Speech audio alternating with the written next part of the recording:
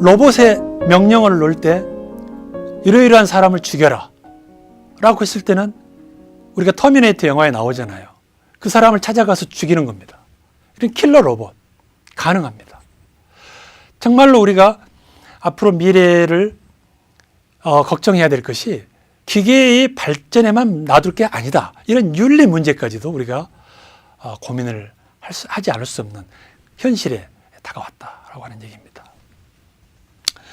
또 하나의 이제 자유의 중요한 요소가 정치에 있어서요. 우리는 지금 독재에서 민주주의 사회로 발전해 왔습니다. 그런데 또 다른 디지털 독재라고 하는 미래에 닥칠 수도 있다. 지금 그 사진에 보시면 이제 중국에서 지금 이미 시도를 하고 있잖아요. 모든 사람을 다 CCTV로 스캔을 해서 저 사람이 테러 위험이 있는 사람인지, 저 사람이 신용불량자인지, 저 사람이 도망 다니는 사람인지 다 캐치를 하는 것입니다. 디지털 독재죠. 그래서 지금 중국에서는 지금 이미 실행을 하고 있습니다. 이런 것들이 그 기술적으로 가능해지면 이제는 옛날에는 뭐 여성을 차별하네, 또 인종을 차별하네 했지만 지금은 개인의 차별이 가능하다는 거죠. 저 사람이 신용도, 저 사람이 뭐 성향이 어떻고 말이죠. 저 사람이 반정부적이다. 다 개별적으로 그 차별을 또는 통제를 할 수 있는 사회로 갈 수 있다. 그리고 정치인들도 이제는 정책의 대안을 AI가 만들어준 메뉴 속에서 선택을 하게 되고 그런 것들이 불가피한 과정으로 가게 될 것이다. 정말 이것이 과연 자유주의고 이것이 과연 민주주의라고 할 수 있겠느냐. 그래서 정말 앞으로 정치도 그런 자유주의, 이런 민주주의도 정말로 이런 새로운 세상의 변화에 맞는 새로운 형태로 재탄생을 해야 된다. 이런 얘기를 하고 있습니다. 이런 얘기를 역사학자가 하고 있습니다. 정말로 저는 정치학자로서 정말로 배우는 바가 많습니다. 자, 그럼 평등은 어떠냐 이거죠. 자, 우리 인류의 역사도 지금 사실은 점점 평등을 향해서 가고 있습니다. 인종차별을 철폐하고 여성차별을 철폐하고 장애인 차별도 줄여가고자 노력을 하고 있는데 이 평등의 가치도 자유처럼 또 산업시대에 대응하는 것이죠. 왜? 아까 말씀드렸잖아요. 그 점점 신분 질서가 없어지고 산업사회에 와서 그러면서 정말로 대중의 평등의 가치를 실현하는 게 그 민주주의지 않습니까? 산업사회에 대응해서 나타나는 게 평등의 가치인데 그런데 이제 지금 평등의 가치도 위협받을 수 있게 됐다는 거죠. AI가 부상하면서 아까 말씀대로 많은 일자리가 쓸모없어지고 그러면서 쓸모없는 인간들이 생기게 됩니다. 그래서 많은 대중들이 이제는 정치적, 경제적 힘을 상실하게 되는 그 사람들이 힘이 있으면 투표권도 주지만 아무 정치, 경제적 힘도 없는데 그 사람들이 투표권을 줄 수 있겠느냐. 오히려 그 사람들 판단보다 AI가 낫다라고 할 경우에는 어떻게 하겠습니까? 또 그 생명공학의 발전에 의해서 정말로 그 돈 많고 능력이 있는 사람들은 호모 데우스, 신적인 인간, 불멸의 인간으로까지 또 갈 수 있다는 거죠. 그런 사람들하고 우리 보통 인간들하고는 정말 그 격차는 갈수록 그 불평등은 커질 것이다. 생물학적 불평등이 심화될 것이다. 과연 이게 인간은 평등하다고 할 수 있겠냐? 앞으로는 정말 소규모의 그 슈퍼 휴먼과 쓸모없는 다수의 새로운 종의 분화가 생기는 거 아니냐? 이런 얘기를 하고 있습니다. 여러분은 어떻게 생각하십니까? 그러면 앞으로 이런 그 미래의 힘을 갖게 되는 것은 누가 갖게 되느냐? 결국에는 데이터를 갖는 사람이 될 것이다. 데이터가 바로 미래의 가장 중요한 자산이 된다. 그러면 누가 데이터를 소유하느냐에 따라서 그 지배와 피지배가 갈리기 때문에 앞으로 정치는 데이터의 흐름을 누가 지배하느냐, 이에 대한 투쟁이 될 것이다. 데이터의 소유를 어떻게 규제할 것이냐. 기업이 지금 되게 뭐 페이스북이나 뭐 네이버나 이런 기업들이 지금 많이 갖고 있잖아요. 그런데 기업이 갖도록 내버려 둘 거냐? 지금 페이스북이 벌써 사고를 쳤잖아요. 그걸 가지고 미국 선거에 개입을 하고 말이죠. 그런데 그렇다고 그걸 국가에 맡길 거냐? 그럼 국가에 또한 디지털 독재라고 하는 또 일이 나올 수 있습니다. 이걸 과연 데이터 소유를 어떻게 관리하고 규제할 것이냐. 이런 문제를 우리가 지금 생각을 해야 되고 지금 닥쳐 있는 문제다.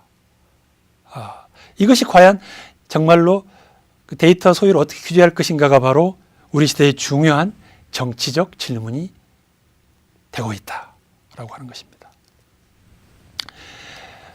지금까지 이제 기술적 도전을 살펴봤다면 여기서는 이제 정치적 도전입니다. 정치적 도전은 이 정치의 가장 공통의 과제는 공동체를 유지 관리하는 것입니다. 그럼 현재 지금 공동체가 지금 어떻게 되고 있느냐? 지금 점점 가족까지도 지금 붕괴되고 있습니다. 이 공동체, 그래서 지금은 그 감정의 공백을 뭐 페이스북이나 뭐 이런 그 SNS 상에서 이제 새롭게 그 돌파구를 많이 찾고 있는데, 그러면 그런 온라인 공동체가 가능하냐? 여러분 어떻게 생각하십니까? 실제로는 가족끼리도 지금 마주 앉아서 다 요구하고 있을 정도로 온라인이 더 지배적이고 온라인의 선호에 따라서 우리의 가치와 선택을 많이 좌우하는 게 현실인데, 과연 온라인이 우리 일상의 공동체를 대체할 것이냐? 여러분 어떻게 생각하십니까? 지금 미국에 있는 또 저 섬에 있는 내 페이스북 친구가 내가 아프면 나한테 위로의 말은 건넬 수 있지만 당장에 내가 화장실 가는데 불편하고 지금 몸살리에서 먹는 게 불편할 때 따뜻한 죽 한 그릇 갖다 줄 수 있느냐 이거죠. 우리 인간은 몸을 가지고 있기 때문에 온라인 공동체는 한계가 있다라고 하는 게 또 중요한 지적이고요. 또 하나는 지금 이제 문명의 도전인데요.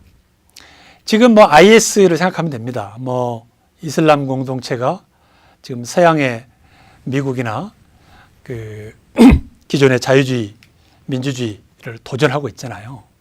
과연 그것이 가능하겠냐? 실제로 그 사피엔스에서도 우리가 살펴봤습니다만은 인류의 큰 그 방향은 통합의 방향으로 가고 있고 점점 그 균일화되어 가고 있다는 것입니다.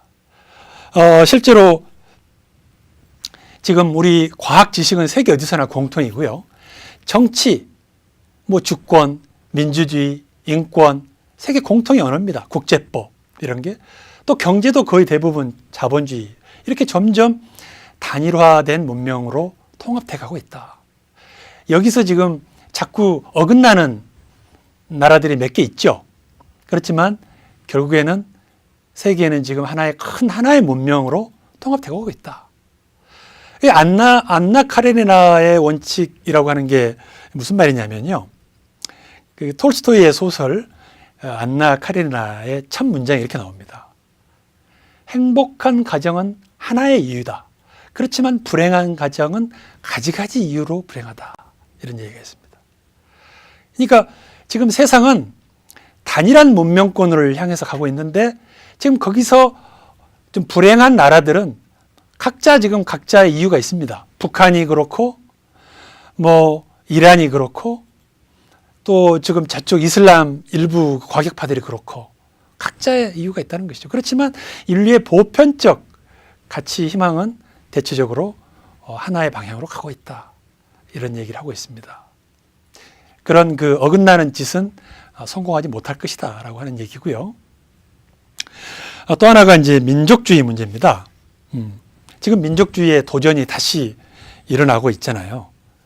그런데 실제로 지금 그 민족주의로 풀 수 없는 문제들, 가령 핵무기, 또 기후변화, 그리고 기술적 도전에 의한 정말 생명윤리, 생명의 미래, 이런 것들은 인류 전체가 같이 고민해야 될 문제들이 점점 커지는데 지금 민족주의로 후퇴해서 되겠냐.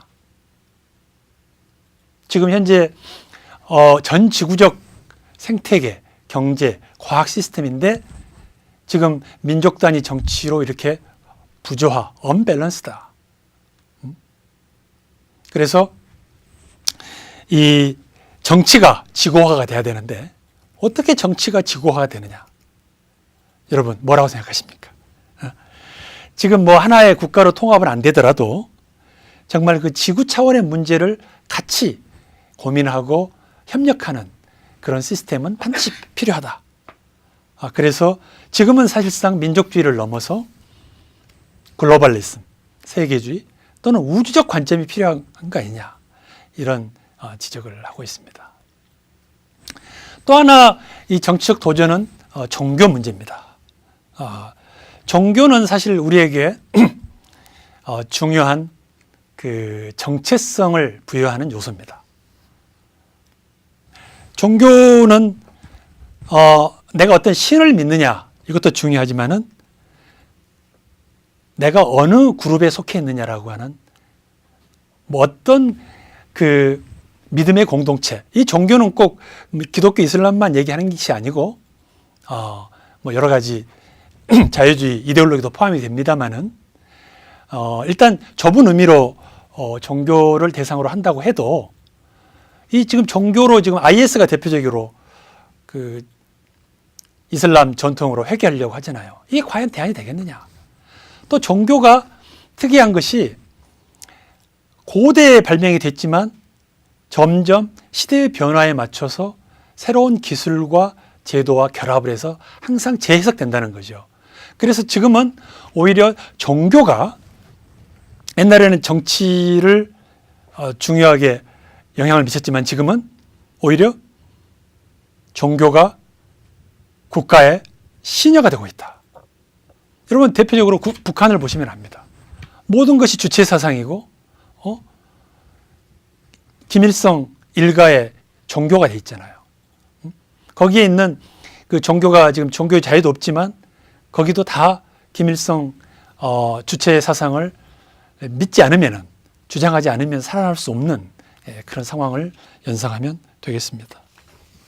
또 하나의 도전은 이민 문제입니다. 지금 저쪽 중남미에서 지금 미국으로 엄청난 이민 행렬이 진행되고 있는데 이 이민 문제도 사실상 지금 우리는 덜합니다만 지금 유럽에서는 또 미국에서는 지금 이민을 받아들이냐 마느냐 때문에 정권이 바뀌고 논쟁이 일고 있습니다. 그런데 이 이민 문제는 사실상 인종차별, 인종의 문제로 보면 안 된다. 좀 더 나은 생활 여건, 문화를 찾아서 이동하려고 하는 인간의 자연스러운 흐름이기 때문에 이에 대해서는 우리가 문화적 또는 그 차별로, 인종적 차별로 볼 것이 아니고 합리적인 토론을 통해서 해결해야 될 것이다, 이런 얘기를 하고 있습니다. 자, 이런 기술적 도전과 이런 정치적 도전에 대해서 앞으로 우리의 앞날은 어떤 것이냐. 지금 당장의 현실적인 도전이 있습니다. 그게 바로 테러리즘이죠. 그런데 이 테러에 대해서는 어떻게 대응할 것이냐. 테러리스트의 목표가 있답니다. 그거는 바로 테러리스트는 수가 작기 때문에 그 작은 힘이지만은 많은 사람들에게 엄청난 충격을 주기 위해서 감정적인 충격을 목표로 하는 것입니다. 그래서 세계 무역센터를 파괴한달지, 그래서 엄청난 공포심을 갖게 하는 것이죠. 그 사람들의 목표는 그런 감정적인 충격을 목표로 하기 때문에 이에 대해서 그대로 감정적으로 대응하면은 테러리스트의 목표에 따라가는 것이라는 것이죠. 오히려 과잉 대응하면 안 되고 오히려 침착하게 균형 있게 대응해야 된다. 실제로 테러에 의해서 죽는 사람은 우리가 교통사고에 의해서 죽는 사람보다 몇십 분의 몇백 분의 1도 안 된다는 거죠. 그런데 우리는 훨씬 테러에 더 공포심을 갖고 있잖아요. 그래서 그렇게 과민 반응하는 것은야말로 오히려 테러리스트들을 더 성장하게 해주는 것이기 때문에 균형 있게 침착하게 대응을 해야 된다라고 얘기하고 있습니다. 또 하나는 이제 전쟁의 위험인데요. 지금 현재 전쟁은 지금 미중 간의 긴장이 고조되고 있습니다만은 전쟁은 사실 수지 맞는 장사가 아니죠. 지금은 워낙 서로 얽혀설켜 있기 때문에 서로 전쟁을 하게 되면 나도 피해를 엄청나게 입기 때문에 사실은 전쟁은 수지 맞는 장사가 아니다. 그런데 그렇다고 전쟁을 안 하느냐? 인류의 역사를 보면 그렇지 않았습니다. 않았다는 것입니다. 본래 이 하라리가 박사 논문을 쓴 게 뭐냐면요. 그 중세 전쟁사입니다. 전쟁에 관한 전문가입니다.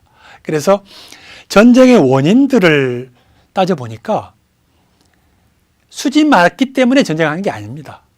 어떤 국가의 자존심, 왕가의 명예, 이런 것 때문에 되게 전쟁을 하게 되고 어떤 민족, 종교의 우월성, 문화의 우월성, 이런 것들이 그러한 되게 자만심, 오만함이 그 전쟁의 원인이었습니다.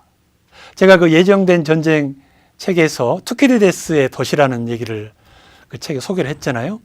이미 BC 5세기에 투키디데스의 전쟁사에 나오는 얘기가 전쟁의 원인은 오만함이었다는 거죠.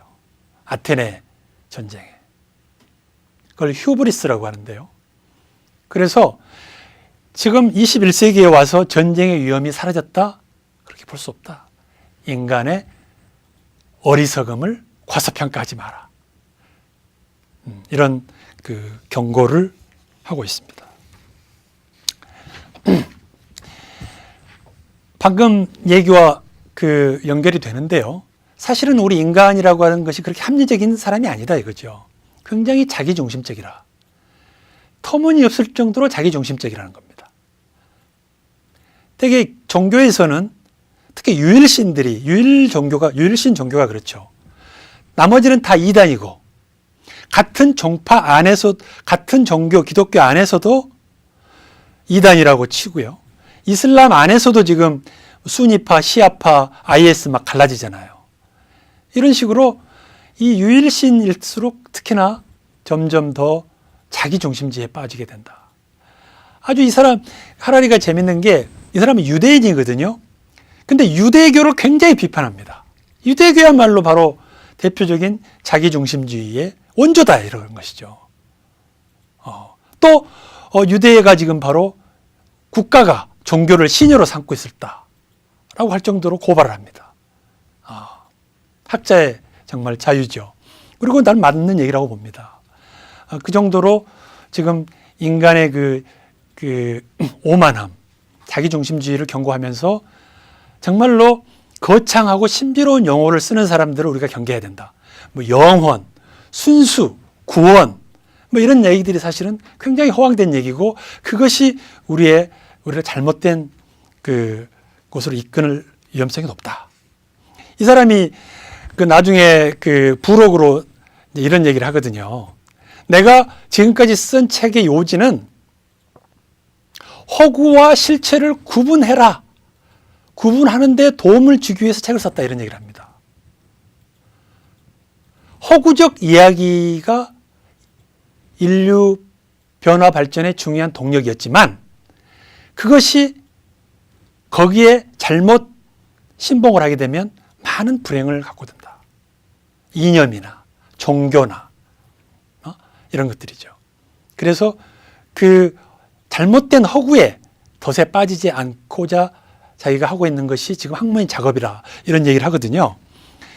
그래서 바로 이런 그 종교나 또 제국이나 또 이런 그 광신주의 이런 것들을 경계를 하고 있습니다. 대단히 중요한 인문학적 지혜라고 할 수 있겠습니다. 연속해서 이 신도 사실은 인간이 발명한 거죠. 정교인들은 안 믿을지 모르겠습니다만 신도 사실은 그 사회 정치 시스템을 안정화시키기 위해서 발명한 이야기다. 도덕이라고 하는 것은 종교의 관점에서는 신의 명령을 따르도록 얘기하는 것이지만은 진짜 도덕이라고 하는 것은 이웃의 아픔을, 고통을 함께 할 수 있는 그런 윤리적 행동이 바로 도덕이라고 하는 것이죠. 인간이 마땅히 해야 될 일이 바로 도덕이다. 이렇게 개념한다면 인간성이라는 게 뭐죠? 인간이 마땅히 해야 될 일이라고 하는 것이 바로 이웃의 아픔을 외면할 수 없는 그런 것이죠. 그것을 종교적 가르침으로서 우리가 착한 사마리아인처럼 할 수도 있겠지만은 꼭 종교의 가르침이 아니고 그냥 종교 없이 세속주의만으로도 가능하지 않느냐.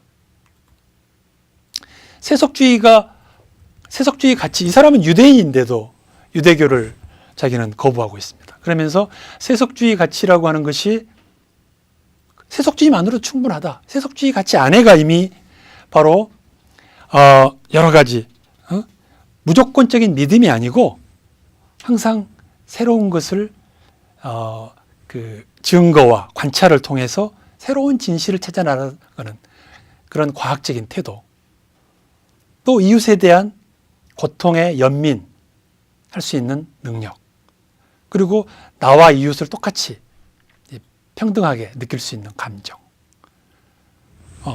그리고 무조건적인 믿음이 아니고 과학적인 그 탐구 자세, 이런 모든 것들이 사실은 이 세속주의로도 충분하다. 그리고 독단적이지 않고 겸손할 수 있다는 거죠. 어떤 믿음과 신조에 사로잡히면은 독선적이고 독단적이기 쉽다. 그것이 위험하다. 그래서 안다고 전제할 것이 아니고 나는 모른다고 전제하는 자세가 훨씬 겸손할 수 있고 그런 세속주의적인 자세가 오히려 더 필요하다. 라고 주장을 합니다. 여러분 어떻게 생각하십니까? 그리고 이제 4부에 와서는 이제 과연 뭐가 진실이냐 한번 따져보자는 거죠.